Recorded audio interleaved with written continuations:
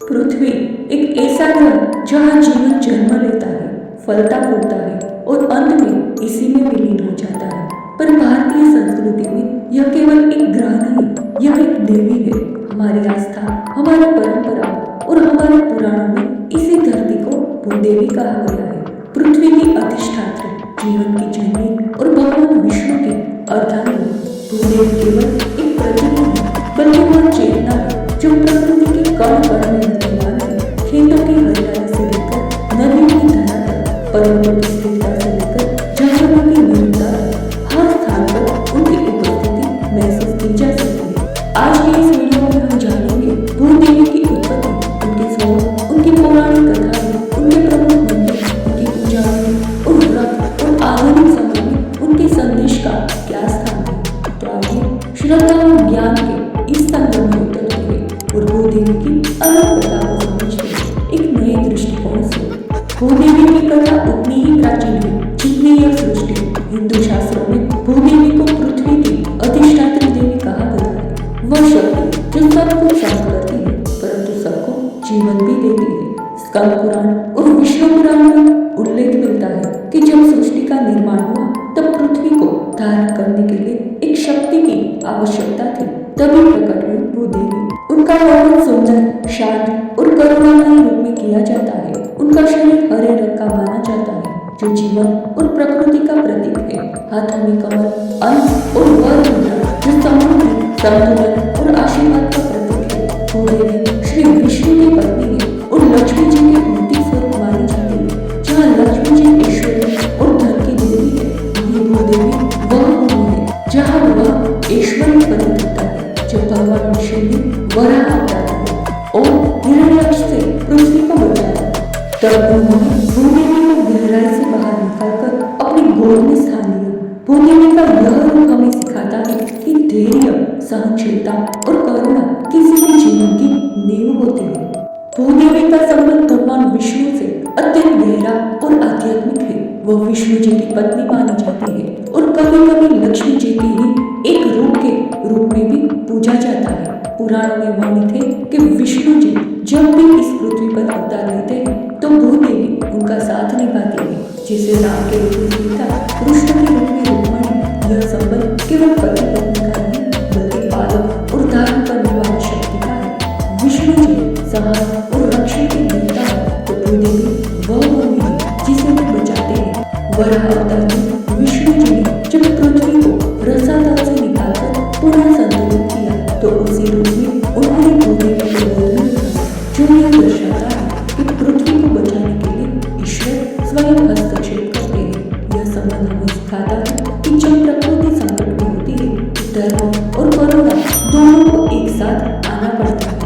भूदेवी से जुड़ी सबसे प्रसिद्ध कथा है वराह अवतार की कथा, जो न केवल पौराणिक है बल्कि प्रकृति और ईश्वर के रिश्ते को भी उजागर करती है। पुराणों में वर्णित है कि एक बार हिरण्याक्ष नामक एक दैत्य ने पृथ्वी को अपने बल से रसातल यानी गहरे जल में डुबो दिया। पूरी सृष्टि संकट में आ गई थी। तब देवताओं ने भगवान विष्णु से प्रार्थना की। विष्णु जी ने वराह यानी एक विशाल बलशाली जंगली सुअर का रूप लिया। उनकी गर्जना से आकाश कांप उठा। वह रसातल में उतरी जहाँ भूदेवी जल के नीचे विलीन हो चुकी थी। भगवान वराह ने अपने दांतों पर पृथ्वी को, भूदेवी को उठाया और शांतिपूर्वक वापस सतह पर लाकर स्थापित किया।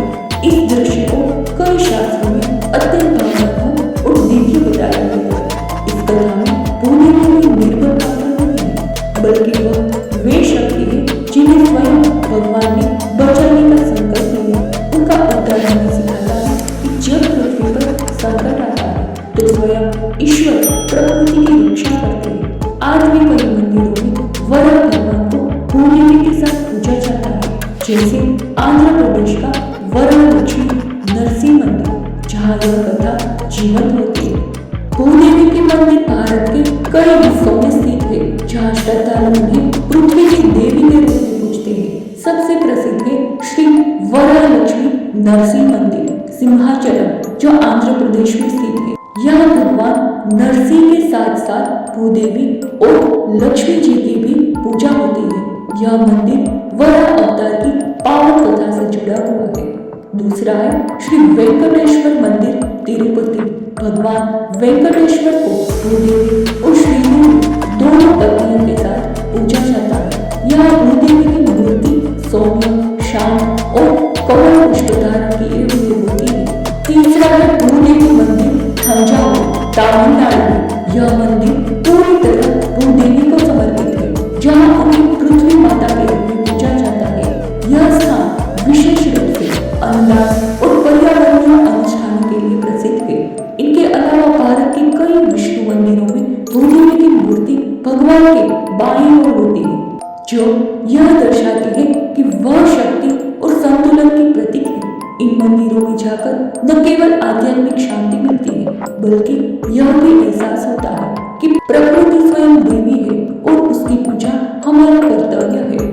भूदेवी की पूजा सरल और अत्यंत भावपूर्ण होती है, क्योंकि वह स्वयं धरती है, जीवन का आधार। इसीलिए उनकी आराधना में प्राकृतिक चीजों का विशेष महत्व होता है।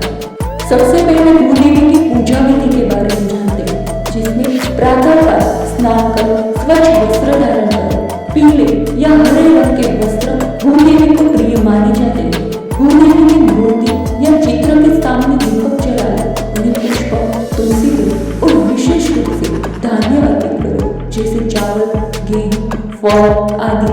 ओम भूर्भुवः स्वः, ओम पृथ्वी देवी नमः जैसे मंत्रों का जाप करें। अब भूदेवी व्रत के बारे में जानते हैं। कुछ क्षेत्रों में भूमि सप्तमी या भूदेवी व्रत मनाया जाता है। इस दिन लोग धरती को हल से नहीं जोतते और उसकी विशेष पूजा करते हैं। सात्विक भोजन, दान और वृक्षारोपण इस दिन पुण्य माने जाते हैं। गौ सेवा भी भूदेवी की पूजा का एक स्वरूप मानी जाती है, क्योंकि गौ माता भी पृथ्वी का प्रतीक है।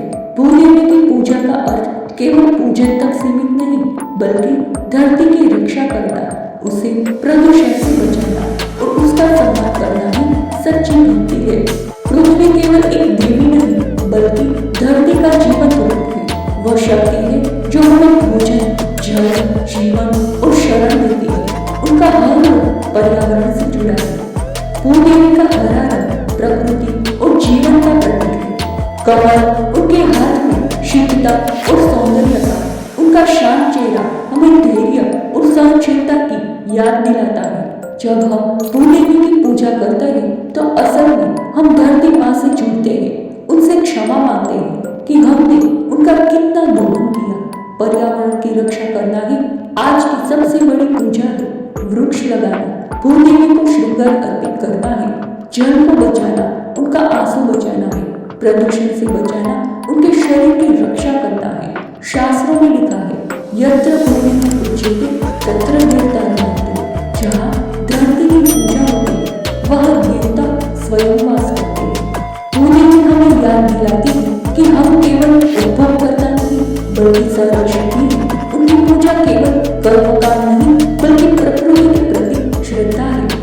आज का युग है विकास और तकनीक का, लेकिन इस विकास की दौड़ में हम भूल गए हैं उस धरती को जो हमें जन्म देती है, पालती है और सहती है। भूदेवी का संदेश आज और भी प्रासंगिक है।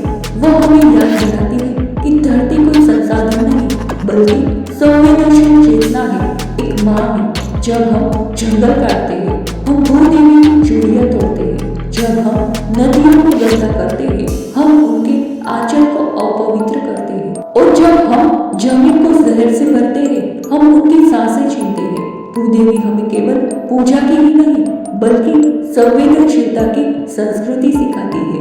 वे हमें यह भी सिखाती है कि सच्चा भक्त वे है जो धरती को बोझ नहीं, वरदान समझे।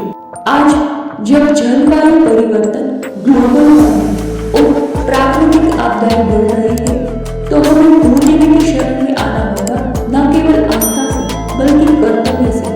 ये समय है धरती से माँ जैसा व्यवहार करने का। भूदेवी केवल एक देवी नहीं, वह हमारी धरती, हमारी माँ और हमारा अस्तित्व है। उनकी पूजा केवल परंपरा नहीं, बल्कि धरती से प्रेम का प्रतीक है। आज की इस दिव्य यात्रा में हमने देखा भूदेवी का दिव्य स्वरूप, उनका पौराणिक महत्व, उनके मंदिरों की गरिमा पूजा की पवित्रता और सबसे महत्वपूर्ण उनका आधुनिक संदेश।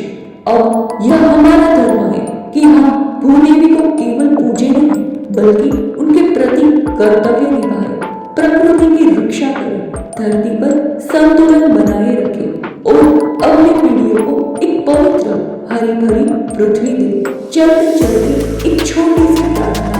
हे भूदेवी माता, जैसे आप सहन करती हैं वैसे हमें भी दे दो। जैसे आप सबको पोषित करते हैं वैसे हमें भी करुणा दें। और जैसे आप हर रूप में सुंदर हैं वैसे ही हमारा मन कर्म